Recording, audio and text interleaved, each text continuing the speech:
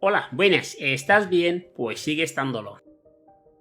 Este es el segundo vídeo sobre el conflicto israelí-palestino. Ya en el primer vídeo vimos cuál fue el origen del conflicto, desde el punto de vista de ambos bandos, cómo comenzó el sionismo, cómo se originó el Estado de Israel y terminamos el vídeo con la respuesta bélica de los países de la Liga Árabe ante la creación del Estado de Israel, llamada la Guerra Árabe-Israel de 1948. Hecho este resumen, continuemos con la historia del conflicto Israel-Palestina. En 1962, con el apoyo de Egipto y Siria, se crea la Organización para la Liberación de Palestina, conocida como OLP, y en paralelo se crea el grupo político Fatah, liderado por Yasir Arafat, ambas con la misión de convertir a Palestina en un Estado legítimo. La OLP, en un primer momento, se regían por las órdenes que recibían de Egipto y Siria. En 1967 se produce otro conflicto bélico entre los países árabes e Israel, esta vez liderados por Egipto. Este conflicto es conocido como la Guerra de los 6 días. El presidente egipcio Gamal Abdel Nasser expulsó al ejército de la ONU de la península del Sinaí en mayo de 1967 y acto seguido Egipto acumuló más de 1000 carros de combate y unos 100.000 soldados en la frontera con Israel. Cerró los estrechos de Tirán a todos los buques de Israel y también a todos los buques que llevaran material para Israel. Esta acción que realizó el presidente egipcio fue bien vista y recibió mucho apoyo por otras naciones árabes. Israel, por su parte, respondió con una movilización que incluyó el reclutamiento de 70.000 reservistas. Temiendo un ataque inminente y sin muchas opciones, Israel decide lanzar un ataque preventivo contra la Fuerza Aérea Egipcia, por lo que en la mañana del 5 de junio, Israel se anticipa a los árabes y ataca por sorpresa a los aeródromos egipcios, destruyendo así toda la fuerza aérea de la que disponía Egipto. 2 días después de comenzar la guerra,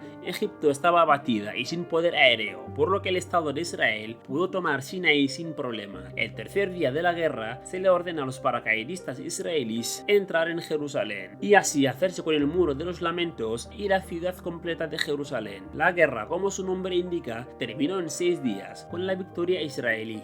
Las consecuencias de esta guerra es que Israel logra ocupar toda la península del Sinaí, los altos de Golán, la franja de Gaza, que estaba ocupada por Egipto después de la guerra de 1948. También logran quedarse con Cisjordania y la ciudad vieja de Jerusalén. De esta manera, toda la ciudad de Jerusalén estaba bajo control israelí, ya que la parte nueva de Jerusalén se hicieron con ella después de la guerra árabe-israelí de 1948.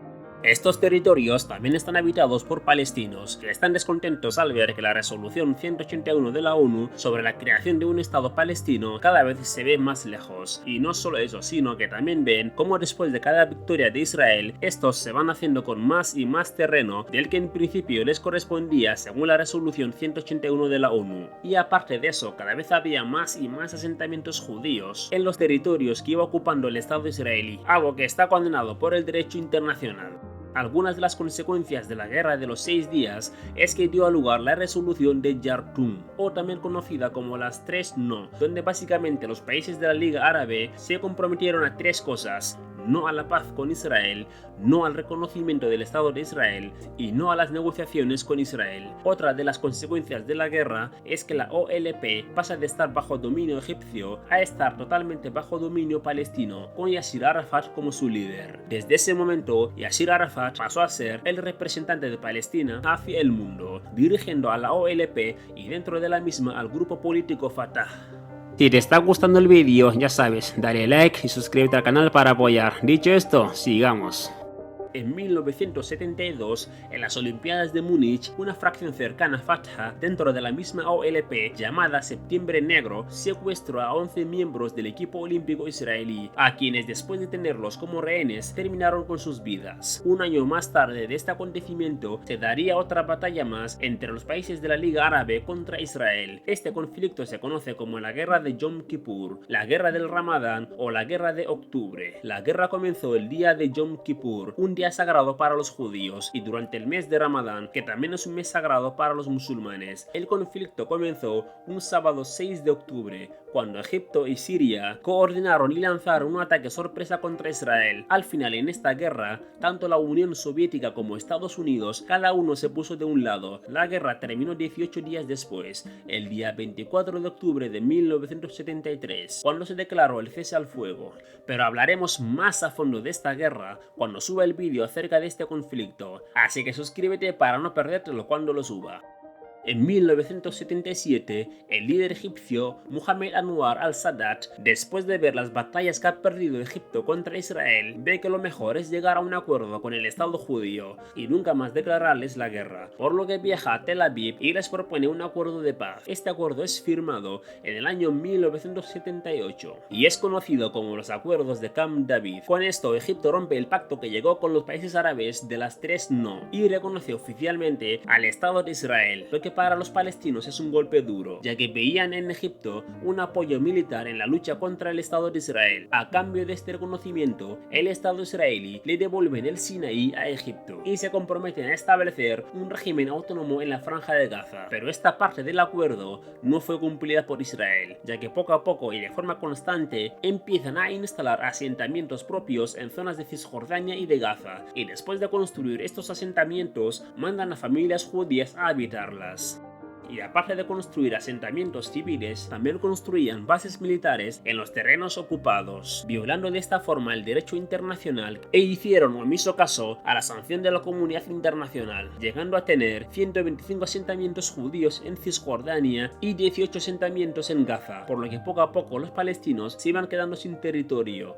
Como se ve en esta imagen de aquí, donde poco a poco el Estado israelí se fue apropiando, ocupando y colonizando territorios palestinos. También vemos lo que era Palestina en 1948 y lo que es Palestina a día de hoy. Simplemente les queda la Franja de Gaza y Cisjordania, pero con los últimos acontecimientos acaecidos es posible que dentro de unos años no les quede absolutamente nada de territorio, ya que Israel les propone irse de Gaza y de Cisjordania. Pero bueno, sobre esto hablaremos cuando suba los vídeos de actualidad sobre este conflicto.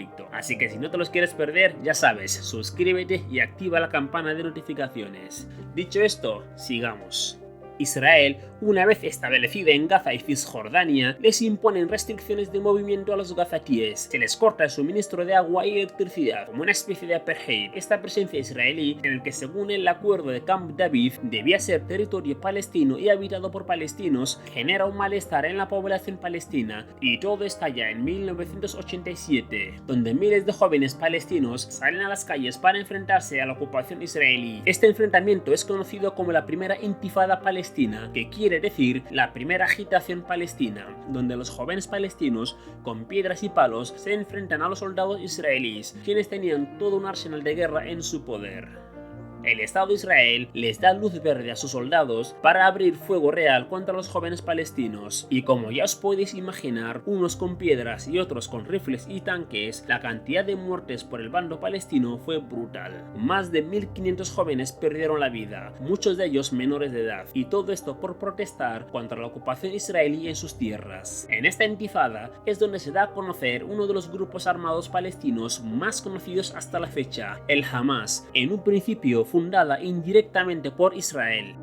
Es sorprendente, pero cierto. Hamas fue creada por el propio Estado de Israel. ¿Pero por qué motivo? Pues por una estrategia muy famosa, el divide y vencerás. Israel quiso poner en práctica este dicho, y al comienzo de los años 70 empezaron a financiar a diferentes grupos dentro de la OLP para que estos luego le declararan la guerra a la propia OLP de Yasser Arafat, y así de esta forma tener a los palestinos divididos. Algunas de las personas que recibieron dinero para la creación de grupos armados palestinos fue este hombre, Ahmad Yassin, un sacerdote musulmán medio ciego y en silla de rueda. Fue con la ayuda financiera de Israel el que creó Hamas.